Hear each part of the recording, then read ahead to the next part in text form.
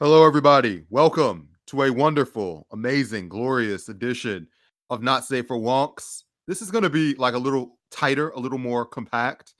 It's just the Pips. Gladys is out. It's finals week. Leia has better things to do than like talk to us about nerd shit. Literal Yeah. quote, her actual words. Which I mean, it's fine to have other obligations, but like to tell us to quote "suck it" unquote and It, like it did chop her. seem excessive. It seemed rude. Some of the emojis she used were really like, Very disrespectful. yeah.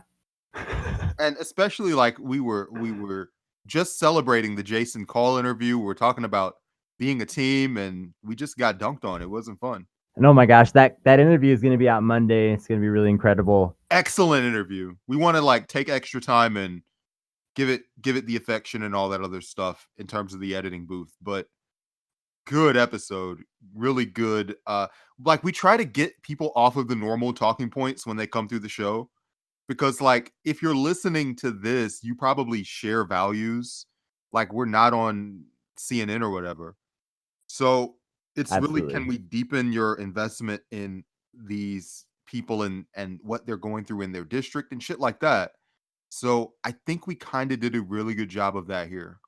I think actually you just kind of did a really good job of sort of encapsulating a lot of the hopes or dreams of this show just I now. mean, yeah, that's what I'm here for. It's what I do. Um we do And have I guess this is going to be a little bit of that kind of episode. kind of, It's yeah. just me and Brandon here hanging out, and we are kind of interested in talking a little bit about personal politics Yeah. and also just a little bit about the show because we're almost at 50 episodes, which is What episode? incredible. What episode? We're at like 45 now. This will be the 45th episode when it comes out, I think. Yo, Or no, this will be the 46th. 45 came out, I think. god damn. No, this will be the 45th episode, which means we now have to make some shitty Donald Wait. Trump jokes in it because Oh, it's look, episode 40. we should wiggle this around and make this episode 46. But either way, No, but seriously, jokes aside, we're really close to 50 episodes. right. And that's very exciting. I mean, I don't think we knew at the start that 50 episodes was something that we would be capable of. I don't know about that. I thought we would get there actually. Like, here's the Well, deal. that's good to hear. Yeah, when we did that first episode, like, well, actually, we can just treat this like it's a Patreon episode. Let's just be real. Our first episode is really terrible, and people still listen to it. And I'm like, no, stop. Like the audio quality is terrible because like I think we lost my track. We tried like a really weird cloud-based editing service and it just fucked the audio up. And I spent like 8 hours just clipping audio from here and there to make it coherent and cohesive. Um And literally just like having conversations with himself with us again. yes. Like Yeah. Because my audio was ruined. I had to like redo all of my own audio. But if you listen to that first episode, like the chemistry's there, the vibe is there. It's a good episode from an entertainment standpoint. Um, and that's good. That was powerful. So and I I also like don't feel like some things have changed, and we're gonna get into that. Like, but nothing absolutely has changed in the sense of like I think, like I said at the sort of the beginning of this episode, you really encapsulated super well this sort of concept. You know, it seems cheesy to say these things, and of course, at the end of the day, like we are interested in people donating to the Patreon and blah blah. It's not like we're doing this for absolutely nothing, but we we have we been doing we this really do a this lot. for the passion. I know it sounds like, again, like Yeah. I know that a lot of people say that they don't mean it. It's your choice whether you believe us or not. But we really do this for the passion of bringing people together around political issues and bringing interesting people in the political conversation into a spotlight. And our spotlight might not be that big, but it's getting bigger every day, and it's really exciting. It's a flashlight right now, but like soon it's gonna be like one of those big fucking cop sized flashlights from the 80s. One of those fucking things you got to punch the other end of the thing. That's gonna be big. It's gonna be good. We're getting there. Yeah, and so it's cool. It's been very exciting just to sort of grow and develop this podcast. And along the way, we've been sort of experiencing some changes in our own opinions about certain things Right. somewhat. And I think it's good that we've kind of been on this journey in such a we decided early on to be really aggressive in making and releasing episodes. Um, because there are shows that have not been around for as long as us and that have been around longer and they're at like episode 14 or whatever. Right. We've just decided we're just gonna fucking post like demons. And like the higher the number gets, the more people think we know what we're doing, which is great. And to Um, an extent, it's actually true. yeah, had We've to learn learned really a fast. lot by doing this much shit. Yeah, we've had to learn faster, die young. Absolutely. Um, and that's really good. And I'm pretty happy with where we're at. Um, there were one or two things that I wanted to happen that didn't, but I've also like we've gotten a lot of things that I didn't expect. So Absolutely, yeah. yeah, so I feel Especially lately, I have to say, like, the podcast has really gone in a direction that I did not anticipate at first at all, and it's incredible. so I mean, when we started this podcast, I mean it was basically a Marianne Williamson podcast. Like I mean, I would not go that far. We were very tempered about it from the beginning, in a lot of ways. There actually is another podcast. I can't think of the name of it. There actually is a podcast that is like nothing but support for Marianne Williamson. I listened to that one time and I was like, oh my god, I'm so glad we didn't do this. okay, so all right, yeah. All right, so let's actually go back and let people know like the origins of our show. Yeah. Um, Um, so Go ahead. Yeah, go. Okay, am I going or are you going? just go for it. So we met on a Williamson Discord. And Correct. this was like the first week of that Discord being in existence. And the level of energy and excitement behind that was really rad. I think This was right after the first debate. this was right after the first debate. That Discord opened like the day after or something like that. It literally did. I know because I was became heavily involved. Yeah. So everybody it was really great. It was a great couple of weeks because everybody was looking for ways to get involved. They were looking for ways to communicate with each other. People were sharing like really intimate details about their life and what brought them there and it was like something that I don't think we'll ever be able to replicate and it was really good that we were all there in that moment. And Leia, I think, was the one that wanted to start a podcast. I think she was like in a media area of the We all kind of mentioned it. Leia pushed the strongest at the right. start to kind of actually like, let's do this. And it kind of Um, dropped. And then but I showed up like a few days later yeah, and I contacted her and I contacted you because both of y'all had expressed interest in it. So I was like, do y'all still want to do this? Because I think it was like 2 or 3 days later. And yeah. she was like, "Yeah," and you were like, "Yeah." So I was like, "Okay, let's brainstorm about it." And it was great. Um, it was definitely like instant chemistry. We all kind of plugged in together. In a lot of ways, it was lucky because like if one of us had been like a goober, this whole thing wouldn't have worked out. Like Right. if one of us had like or just not been good, but we all really complimented each other, the whole thing clicked really well. Um, I mean, which is it really is incredible because like we're talking about a chat room that it still has hundreds of people in the server, yeah, it's you still know, somewhat active. and it's still somewhat active, but at the time was like, popping off, very active. And here it is. We're just like three random people who were all like, yeah, I'm kind of interested in doing a political podcast. Like, Right. and it actually, we got together and we recorded an episode and we all kind of walked away from that like, that was way better than anything we expected, honestly. And I mean, even as much as we were just dunking on how much the first episode sucks compared to It what, it's not where we're at now, right. it was still at the time, it was still this experience of like, That felt like we've been doing this for a year already, Absolutely. Yeah, that was compared to crazy. how a lot of podcasts start. And I think part of what helped it, maybe helped it, was Leia had couldn't record for a week. So we spent like a week like dogs at the edge of a chain just jumping at it. Like we wanted to do it, but we it didn't feel right to do the first episode without the entire crew there. So we just kind of had to we went in overdrive just planning, and we've had like brainstorm sessions and things from that session that we still haven't done yet on the show. That's correct. Yeah, there are episode ideas from before the first episode was recorded Yeah, that are still in the vault of ideas. I'm not kidding. Brandon is not kidding. that's correct. This is some real shit. I think we had like 50, I think we had like 40 episode ideas.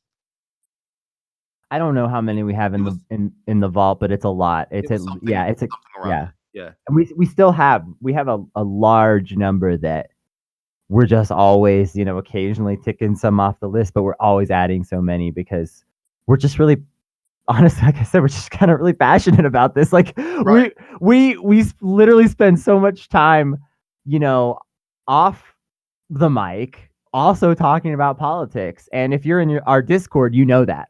Um, Yeah, our uh, Discord is basically like our second Twitter. Half of the like some of the shit we talk about on Discord is funnier than the Twitter thing. Like when we were debating on whether Biden was a wonk or a hack, like that could have been like a I feel like it's so bad because if we had more Twitter followers and shit, we would have like 100,000 like tweets all the time. Like we have shit that's just incredible, but it's just we don't have enough clout for it to get like the traction or whatever. Um but it's okay. it We're is getting fun. there. We're We're getting there. working on it. Absolutely. Um But to get back to our story, like, so we met through Marianne Williamson, and to be clear about kind of how Marianne Williamson um, had such an interesting thing that appealed to so many of us at that time, especially, was first of all, I really went into this election basically thinking I'm kind of warm towards Bernie, and there's not necessarily a lot of other candidates that are going to excite me. I know a lot of these people. I follow politics. actually These. actually Ken, I think that we should actually go back to 2016. Like this should be like Yeah, you've seen yeah. us how'd I get, scratch the record. I guess you're wondering how I got here. In order to tell you this story, we've got to go all the way back because your Yeah. thoughts on Bernie 2020 depend a lot on how you thought about Bernie 2016. Hmm. Um, I think I don't know. I think a lot of people just assumed that Hillary Clinton was going to be president in 2016. Um, we weren't all like hugely enthusiastic about it. Um, there was definitely a Mitt Romney kind of feeling. But her poll numbers, like at that time, were just great. They were like Eisenhower-esque numbers. Yeah. People don't remember this, but like she was like at that time, like the most popular politician in the last like 40 years in America. Which I guess is the problem with buying all the media and the polls, right? Yeah. I mean, so we were, and obviously, if you know Hillary Clinton, you know that she's like kind of wishy washy and she's cringy a lot of the time. But there can be no doubt that she doesn't like the Republican Party.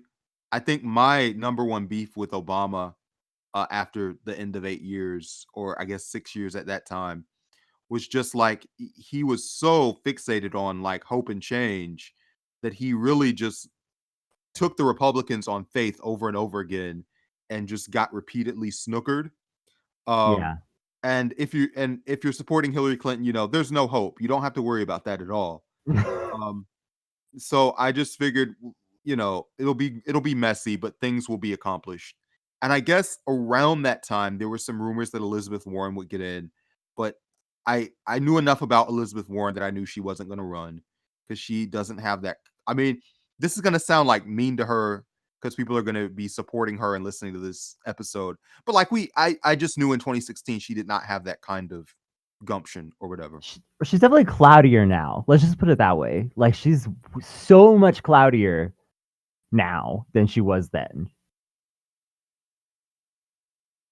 Like, I just don't think that she really had the It was not. social I didn't see it in her something, personality. or like, yeah, just general Right. momentum. So, this white guy from Vermont, old guy, Bernie.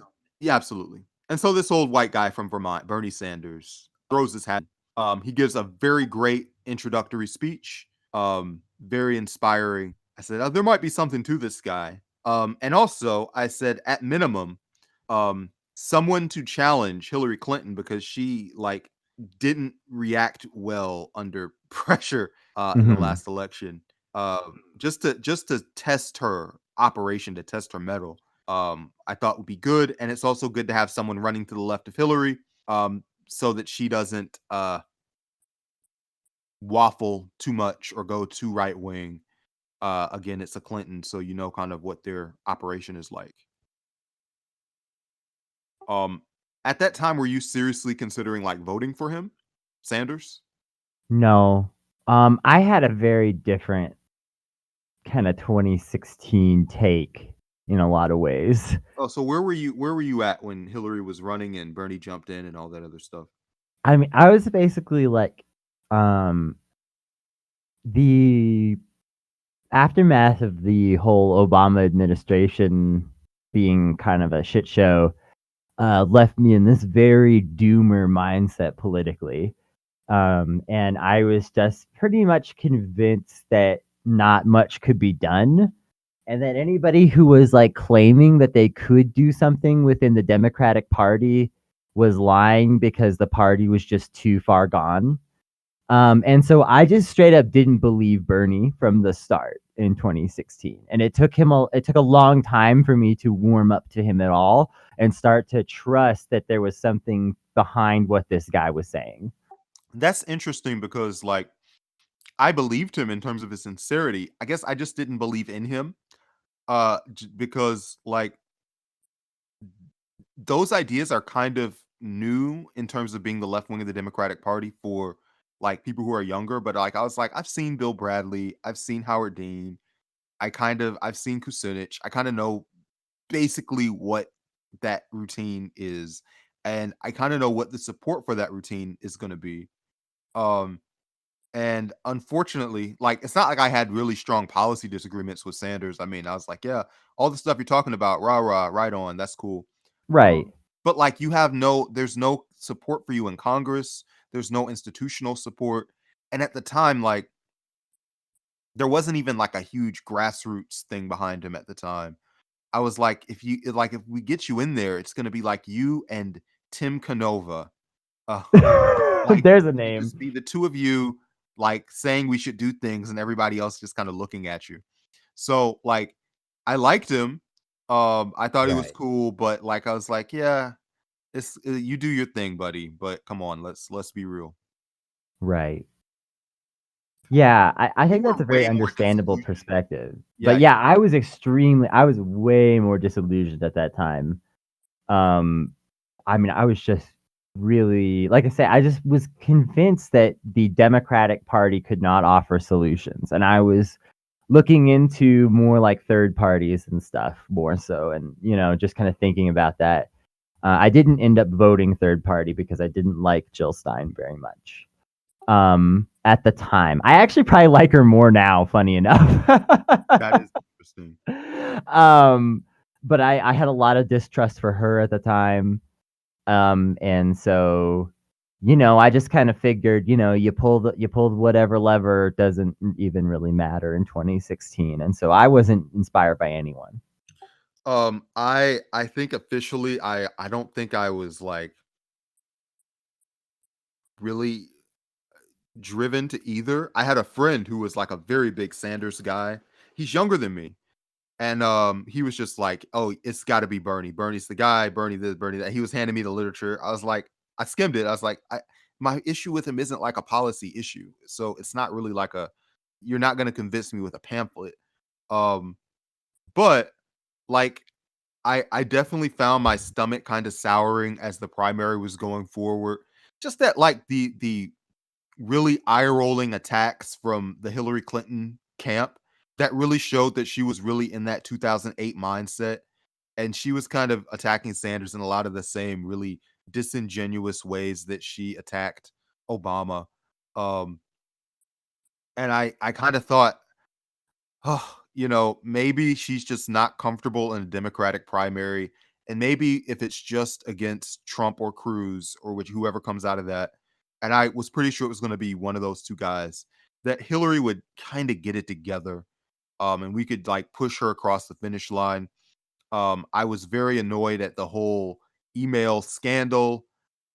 Just like why are you acting in such a confident way that puts a millstone around everybody's necks and makes us work harder to have to defend you. Um, and as that time was going, as we were going through the debates, and there was more enthusiasm for Sanders, I thought, he might be kind of onto something. It might not be like fully cooked yet and ready to go, but I really see like a movement behind Sanders that I liked. And at that time, obviously, like black people were kind of slow to support him, like particularly older ones, and that was sort of used like a hammer against him. Like, oh, supporting Sanders is at least pseudo racist and at least quasi racist. It's semi racist. Like, Whereas Hillary is friends with Obama. yeah, the pure unleaded cynicism from like the Clinton campaign was like not great. And Sanders has not been like perfect on racial issues, obviously, just in terms of not necessarily policy, but just his level of comfort speaking about those things. He's gotten better in the last like this year. Yeah, Um, Still not like 100% of what I want, but like better. sure. But I still think that like using demographics as a way to talk about can this person break through and does this group of people not like this candidate, like I lived through all that with Obama already, so like dragging us back to that discussion, I was just like, oh god, here we go. I wasn't into it at all. I thought that maybe Hillary in the future would make for a better nominee or a better president, but I was not really vibing with her during those primaries. Yeah. I will say after the primary was decided, I was, for family reasons, spending some time in kind of the heart of flyover red country America. And I started to really strongly suspect that Trump was going to win. And at that point, I was like kind of freaked out. when when I got on board Trump as a real candidate very early when he came down that escalator, uh I was like, "Oh, he could be president." Yeah. When he called for the full ban of Muslims, I was like, "Oh, this dude," like everybody was very outraged. I was like, "Oh, he's going to be president. Like he's going to make Yeah. it really close." Um the lower he went and the more excited the actual Republicans got, and the more he fucking dunked on Jeb, I was like, this is gonna be really rough for Hillary Clinton because Hillary Clinton is basically like Jeb Bush in a lot of ways, just in terms of her charisma and energy and representing the old political guard. I feel like Jeb was kind of a warm up for Hillary in certain ways. Um, Sure. And I think the thing is that against an opponent like Jeb or like Cruz, Hillary would have probably talked her way around them. But right, you can't do that with Trump. right. Um, and so it was, and obviously all that stuff happened at the convention. I mean, people listening to this don't need to even hear me repeat like how screwy and I wouldn't necessarily use the word corrupt, but just very biased, I like in a way would. of No, I definitely would. just very biased and very high school clicky, um, and just like skirting with the edges of the rules to favor one person over another, just based on like networking and shit like that. Um, and it was very gross. But we went through it. The nomination happened, and I tried to have some hope that Hillary would just get it together. I kind of was hoping that she would pick Warren as her vice president just because I feel like Warren is closer to her personal ideology. And it would have been nice to have like I kind of went through that entire spring and summer hoping that she would break free from the fucking blob just a little bit.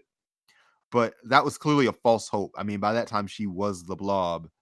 Um Yeah, I mean, her VP pick, Tim Kaine. god When damn, Ti- that was such an alienating choice for so many people, when it would have been so easy for her to just choose, like, literally anyone. almost literally anyone else would have been. Yeah. So when not even Tim Kaine on a policy level, although picking a pro-life person was reeked of Oof. such political calculation. Because if you asked me, like I think we've had an interview and you asked, like, what does Hillary Clinton really stand for?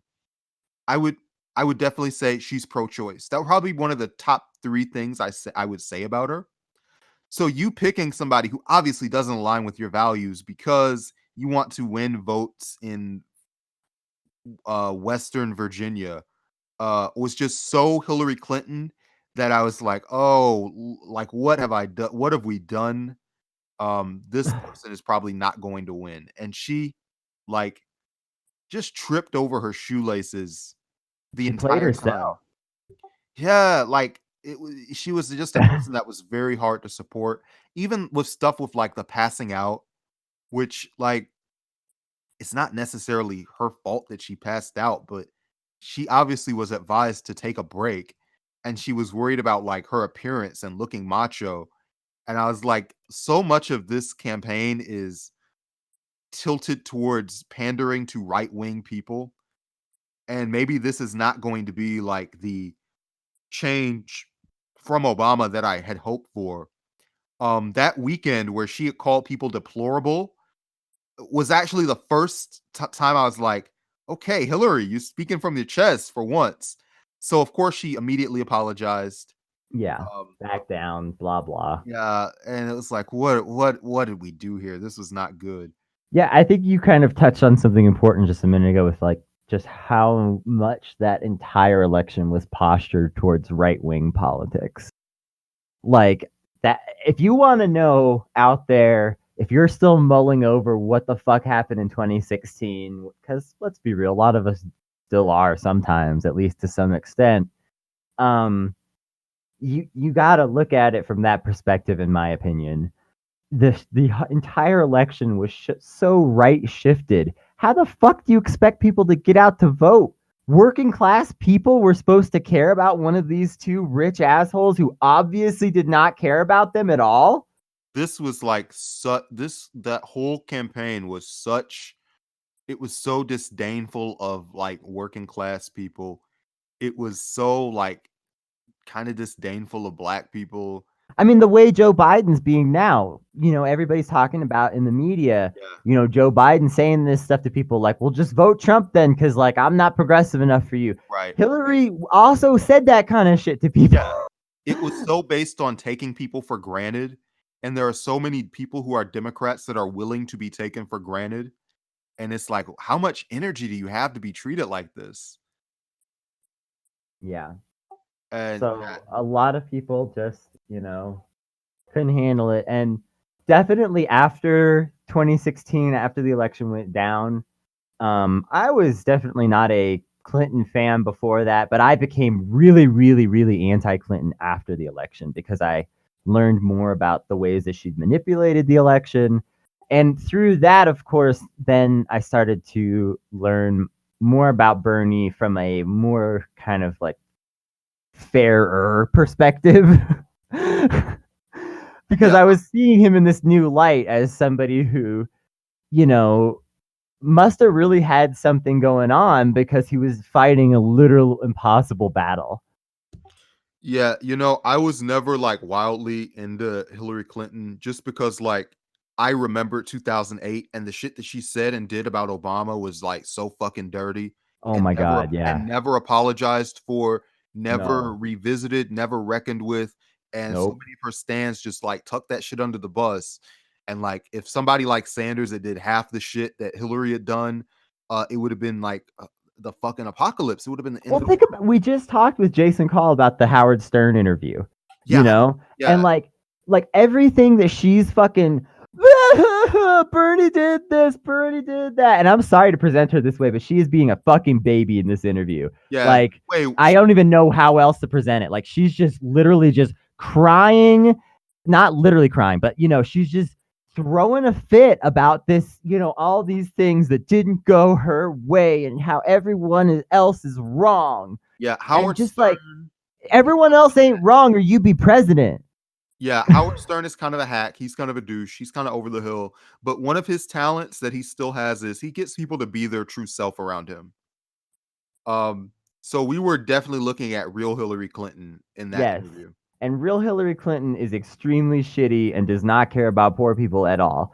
And so, all the shit that she's mad at him about though, go compare that to what she did in 2008. And let me tell you something. Now, I'm going to tell you to go do this. You're going to have a hard time finding this stuff because she doesn't want it to be found anymore. This is some of the stuff that she created media walls around when she started running for president because she didn't want people asking questions about these things. But it's still out there if you look. If you really go back to these articles from 2008 and stuff, you can find information about this.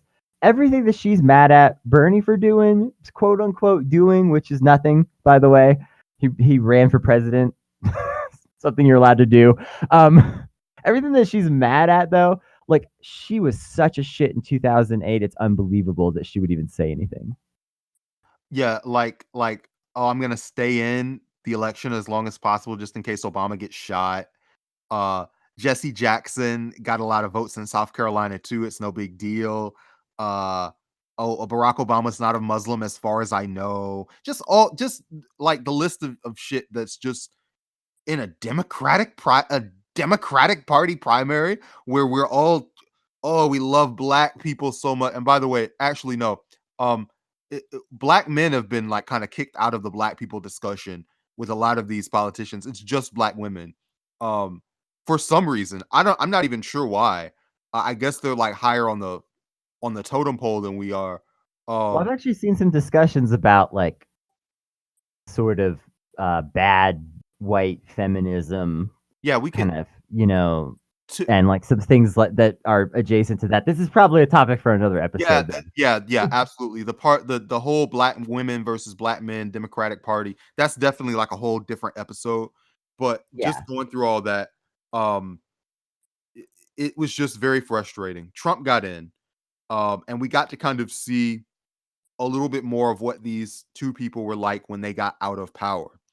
And Bernie was movement building, man, from day one. He did not stop.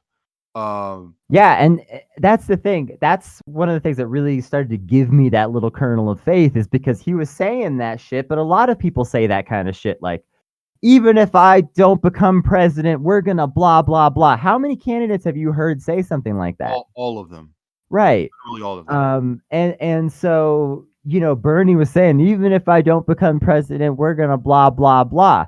Next thing I know, 2018 rolls around. Holy shit, what the fuck happened? Right. What is this? Is this the America I grew up in? He really worked tirelessly on like building surrogates. I talked about on the podcast before, just elevating people, and some of those people left him to go chase money, which is fine, but whatever. um Lifting surrogates, really working for congressional candidates, speaking on behalf of issues, and just hustling tirelessly whenever there was something that needed to be addressed. Bernie Sanders was like the guy that was on ground zero addressing it. Um, Whereas a lot of people in the Democratic Party like left to go sulk, or they published a book, or they were going to get the bag somewhere else. They were going to make money. Bernie was in the streets and he was like doing things for people. Yeah, and all of a sudden, every city that's above like 20,000 people has a DSA chapter in it, and shit I, like that. I Like mean, this stuff's just like these people are just coming out of the woodwork. You're like, were these people really here the whole time? we're here the whole time. I think, well, I can't speak for everybody. We had an episode discussing our political histories or whatever, and it got eated by the machines. Yes. But We are gonna do another version of that at some one day, point. yeah. But like for me, I've always said like my politics have not changed, just my vision of how to get there and what's possible. And yeah, Bernie Sanders did a whole lot to change what's possible. Obviously, like social media had that as a thing, and his success in fundraising inspired a lot of people that hey, this is possible to do on a high level. Um, but he was like a big instrument of that, and all of the people who are in the old guard of the Democratic Party had the option to get on board with this. Um, like I think Obama is somebody who eternally keeps his powder dry. He's they're I'm gonna wait for the 2018 midterm election and I'll talk about ballot access or whatever he ended up doing. He didn't do a lot. Um, he kind of like just got out the spotlight and chased down money. Yeah. And Whatever. right now what he's doing is just like the worst things that he could be doing with his Yeah, platform. I mean, if he was just writing a book and doing like speaking gigs like Bill Clinton, I wouldn't love it because like there's so many things that he could be helping to move the needle on right now. Um that But he at just least it chooses not wouldn't be to. like, "Oh god." Yeah, don't get in the way of what everybody else is doing while you're getting your money. Like um don't go and do the fundraisers and go talk about how everybody needs to calm down. Like it's not as bad if you actually go and you read like the two paragraphs of context, but it's still pretty bad. Yeah. Um, I wish that his usual fear of infighting applied to people to his left, and it doesn't. Right. That's the problem with a lot of these moderate Democrats, of course. So as the So anyway, let's get back to Marianne now, I think. wait, yeah, I think we're Maybe. near there. We can talk about just like who people starting to declare. Were you interested Yeah. in any of the other Democrats that were in the field? Because I Well, was not by that time. I was like, it's Bernie's the only person here. I would say that basically I was mildly interested in following all of the candidates just to learn about them, and Right. that I was hopeful that someone might, jump out. Because I didn't know who Bernie was all that much before 2016. I had heard his name a few times, but I didn't know that much about him. So I was kind of hoping maybe somebody else might jump out of the woodwork and surprise me. That was Um, kind of my attitude too. I was much more into Sanders. I was like, yes. this is the guy. But if anybody else who's running wants to make a run for being this level of guy, I mean, by all means, go for it. And I Yeah. personally liked Kamala Harris at that time, but I also like was like she's kind of I'll uh also admit I very briefly was like kind of interested in Kamala. yeah, but that's And then her more whole fucking record came out and that was over. yeah. Um, Yeah. you So know. Bernie was always my top choice, and it was I wasn't like I wasn't hostile to other people. Oh I yeah, was no like, hey, way. if somebody wants to jump in here and talk about improving the lives of regular people, then by all means let's hear what they've got.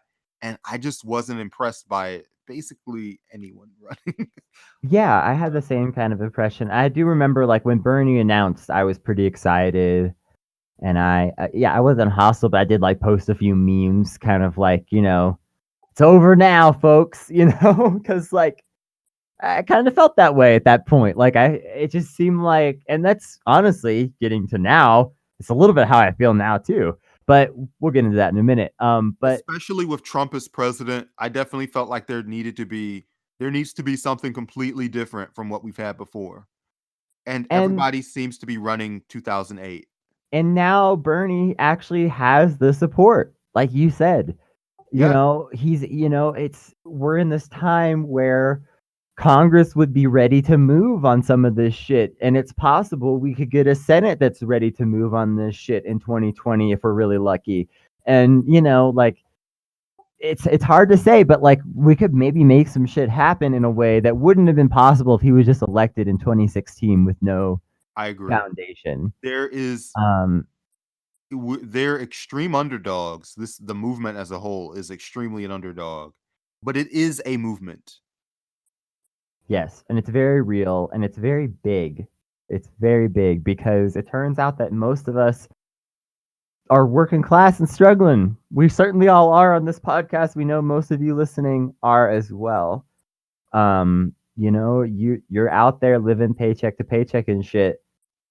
We can't for a lot of us this is not a sustainable future to just keep living this way. Right. And on top of that, there are these existential threats involving the climate and foreign policy and shit like that. And that stuff's no joke either. And in fact, I don't want to get too much back into Hillary Clinton, but Hillary Clinton from a foreign policy perspective is possibly one of the scariest presidents we could have ever had. Just want I to say mean, that. yeah, without going super into it, there was definitely a Golda Meir thing where there was definitely a vibe that she wanted to get into a military conflict to show that she was as tough as any guy, and it wouldn't have been good. Yeah. So Marianne, yes, Marianne. This is the perfect way to segue into Marianne. that's correct because in Literally. a lot of ways she was the polar opposite. Right. So Marianne jumps into the race. Initially, I'm not that interested in her, to be honest, when she announces. Because I lump her in the same category as kind of like Yang at I that was, time, I was, basically. I was, I raised my eyebrow when Williamson announced. I was already familiar with her writing. So, seeing her run for president was not something that I had considered or anticipated because I had not followed her life that closely. Like she ran for Congress or something a few years ago. I wasn't aware of that at all. So when she announced she was running for president, I was like, that's kind of weird. That's kind of interesting. But I just kind of put it in the back of my mind. Yeah. So I kind of did the same, honestly. And then right before the first debate, I was having a discussion with some friends, and I'd been studying all the candidates closely. And by this point, of course, I discovered that Kamala was bad, and I knew that her campaign was ultimately going to fail. I discovered that some of these other candidates, blah blah blah, whatever. I knew that some of them just weren't even going to stand out from the start. People like John Delaney.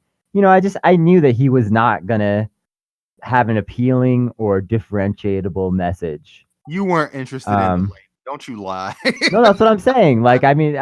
I wasn't interested in him, but I'm just saying, I knew that he was not going to be a breakout candidate. I knew there was no chance. Right, right. But right before the first debate, I started to suspect that Marianne would be. And part of it was because I had done the research by that time and discovered that she had that run for Congress and stuff like that. Which, for the record, to all the people who say, "Oh, Marianne's not qualified enough," she's literally as qualified as Beto, bitches. Yeah, basically. But the state senate, that political experience really makes you ready to be the fucking president of the United States. Right. Anyway, so Marianne did, in fact, give a very interesting performance at the first debate, which is what I basically kind of hoped at that point. I think she hit on so many topics, in a little bit of a weird way, but in a good way, that were just simply not being addressed by any politician on a debate At all. at all, maybe ever. So I was wildly into that. And I also thought, here's somebody who might be able to appeal to people who are a little bit older, um, who are maybe a little bit more spiritual or values oriented. And that's like their big beef with Trump, and can kind of connect that with a more left wing economic policy, um, that like those people haven't really given thought to or considered realistic. Um, I saw just a synthesis of a lot of good things in Williamson. Yes. Obviously, there were places that we didn't necessarily 100% agree with her. You don't have to 100% agree with anyone. There's a few things I disagree with Bernie about. They're not that huge of issues, so I don't make a big deal out of it. Um, but overall, yes, Marianne was presenting this very interesting synthesis of ideas. And it was really compelling. and obviously she gave some really interesting and compelling interviews on, places like Chapo and, you know, uh, the now infamous Dave Rubin just destroying him on his own shitty It show. was beautiful. Uh, and it really showed somebody who was thinking about things in this very different, very sincere, and honestly very important way. And that got me excited. And it didn't make me be like, oh, I automatically 100% choose Marianne over Bernie. But I was like, I now have two people that I'm interested in this race very deeply. Um, yeah, for me, um, again, I wanted somebody who was outside of the traditional mold, and I think that's still the way to take on Trump. Like a Massachusetts nerd in a suit is not going to be Donald Trump. I know that is for a lot of Democrats like their ideal person is like a Massachusetts wonk, um, with glasses and who talks like this. But I don't think that that's gonna like connect with average people who are not like college grads who work in an office. And Marianne, I saw maybe another person, yeah, in addition to Bernie, and to a much lesser extent Harris, although by that time she was in the presidential campaign machine and she had just gotten like invasion of the body snatchers at that point. Yeah, But was like a normal person that I thought could relate to people, which is kind of what we were very much missing in 2016 and 2004 and 2000 and right. 1998, 88, whatever. Yeah. Traditionally for Democrats. So, yeah, I was very excited about that as well. Um, and I think that for me, like, I don't know, there's sort of a bystander effect for any kind of political action. Sometimes you need to see like a few people dancing before other people start dancing with you. So I was like, as far as Williamson goes, like I want to be one of the first people that dances for this and just sort of run it up the flagpole and see who we can inspire and who gets behind it. Yeah, and I remember a friend kind of got on my case a little bit and was like, "Why aren't you just supporting Bernie right now?" And I was like, "Because it's really early in the primary, dude. Yeah, Like, obviously, I'm gonna fucking pull in behind the Bernie train at some point if it comes down to that. But right now, who the fuck is talking about Williamson in a positive light? Me and right. only me." Not yeah, like absolutely. Primary should be the time to vote for the person that you want. Um the people that want to like, oh, there are 8 people on this stage. I can't pay attention to them. I really just want to talk to 2 people. I don't believe those people at all because you No. have the internet at your fingertips. You can listen to all these people in as much depth as you want to. I don't think there's any part of a conversation that you individually are missing out on. It's literally just offering people choices and letting them hear from a range of people. And the same people who are like, "Oh, there were too many people on this stage," like 3 weeks later talking about, "Oh, the stage is all white people. What happened?" Well, you fucking kicked everybody off stage. You're Yes. fucking desperate to do that and look at who those people were.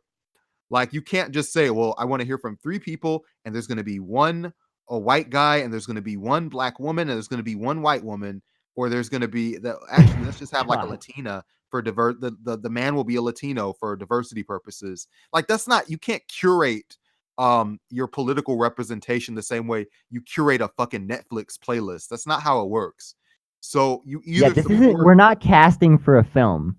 These yeah, politicians are people who have to be able to represent ideas and movements and things like that. And that is a lot deeper than just putting a nice face on the party or making a whatever. set of dolls, yeah.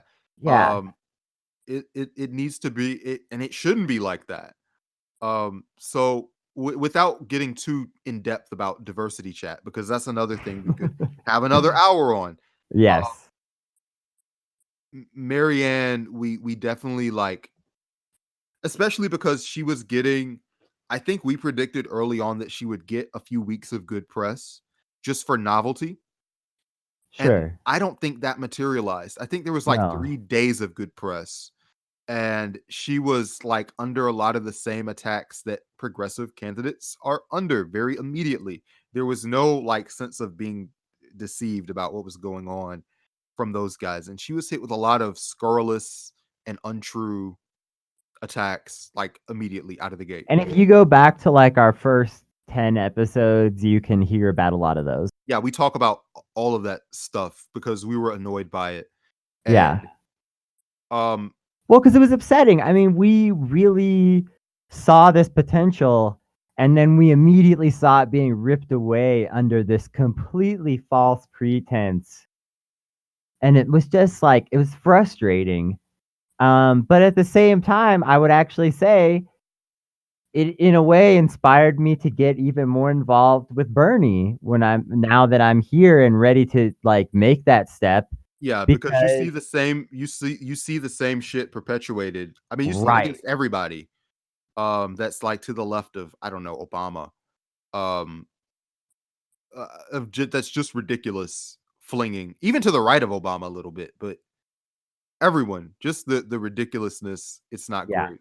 And it does make you want to, the more craven the lie is, the more obvious it is, the more you want to point it out and go, "Hey, this is bullshit."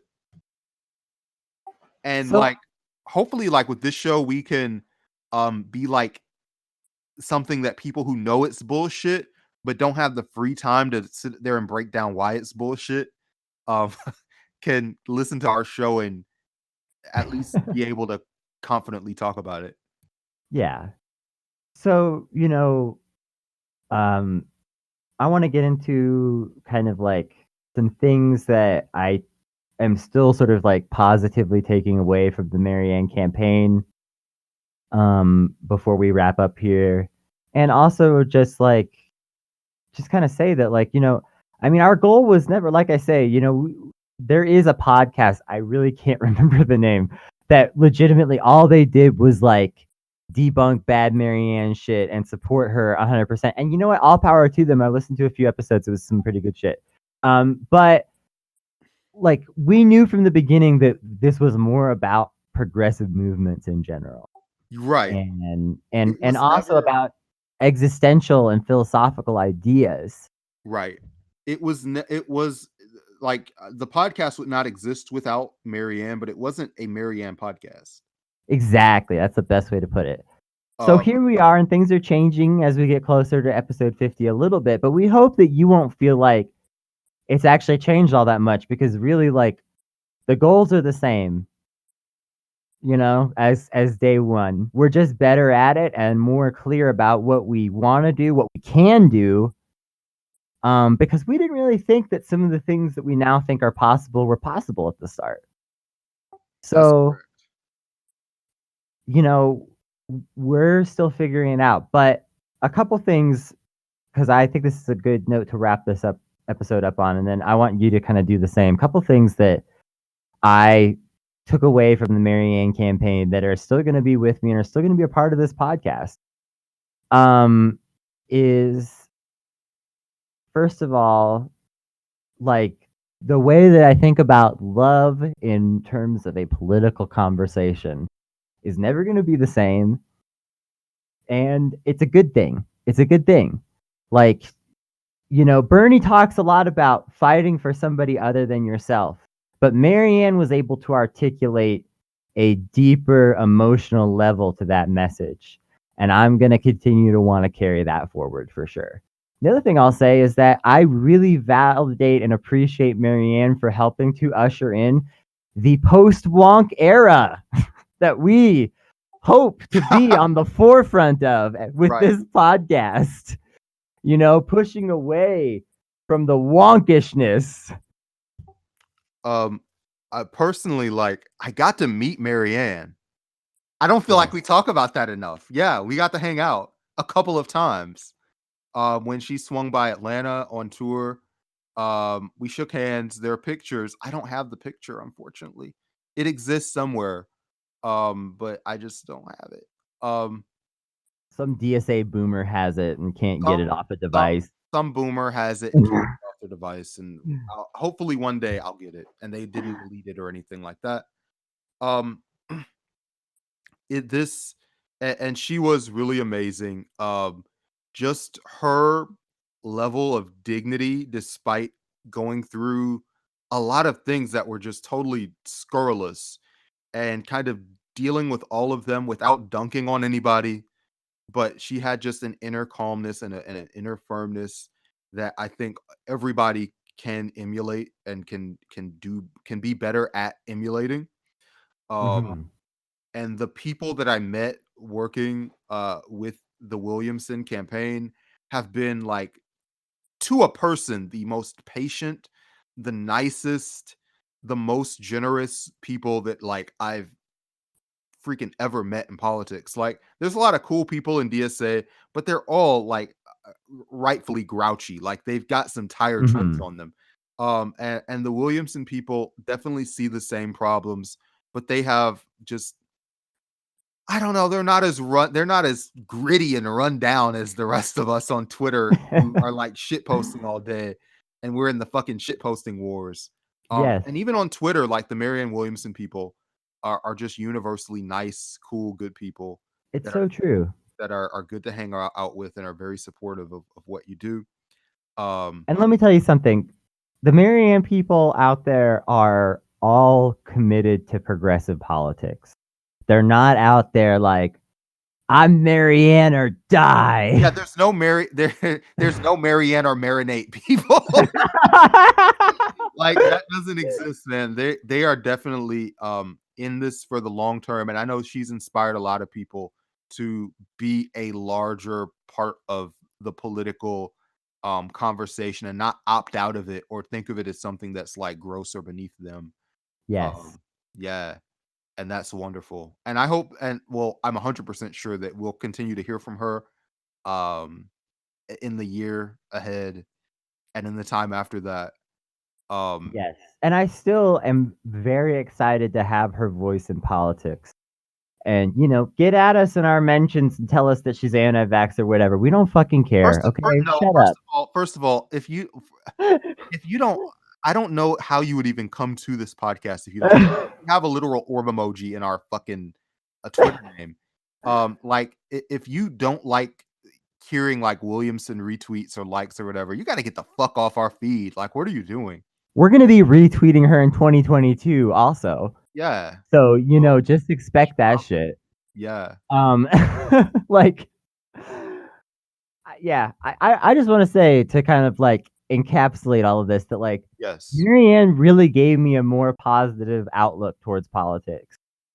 And like as much as I love Bernie, he never did that in the same way. And I'm still so excited to support Bernie right now because Bernie honestly has more of the solutions that I need in my life, perhaps, even if I'm going to go there. Like, Marianne is not as strong on healthcare. I need yeah, healthcare now. So, yeah. like, you know, Yeah, um, we've talked about that in the past. yeah. Absolutely. Yeah. So I'm not even gonna say that like I'm not trying to say that Marianne is better than Bernie. I'm saying in this one particular area, Marianne was able to change my mindset about politics. And for that, I'm gonna continue to be grateful and I'm gonna continue to like stand by her as somebody whose voice needs to be in politics. Absolutely. So we've talked for a lot. Yeah, it's about time to wrap this up. Yeah, This let's was like wrap a it. little kind of inside baseball episode. Yeah, just We actually do more of this on the Patreon. If you really like this app and you're like, I would love to hear these guys just talk more about their like personal political feelings and stuff. That's the Patreon. yeah. So check it out. We talk about the clout game. We talk about all of that. Yeah. We're Um, patreon.com/not safe. that's right. Yeah, just jump in there. And in case you somehow haven't followed us on Twitter yet, we are NSF Wonks on Twitter. And you got to get with us on Twitter because that's where all the fun happens. We tell the people on Twitter that the fun happens on the show. So we talk out of both sides of our mouth, but it's fine. I think that maybe we're just having fun all the time, The fun actually. happens everywhere. There's nothing but fun. Legitimately, we love everything that we do. And I don't mean to say that we don't work really hard and struggle and have awful things. Any of you who, followed us through like the Green Party debate saga knows that like sometimes we work so hard for something that turns out to be a little bit frustrating. And it's not like everything's been handed to us on a platter, but we love what we do, legitimately. We love recording all this stuff. We love interacting with you guys on Twitter. We really want to be a part of the political change that we want to see. We love It's it, just that and simple. we love you. Yes. Thank you so So much for listening. You're the absolutely. best. Have a good one. Literally. Like all of you who listen, you're incredible. And like feel free to reach out anytime because we so much love hearing from you. So for Kennedy Cooper, this is Brandon Buchanan, not safe for wonks. Bye bye.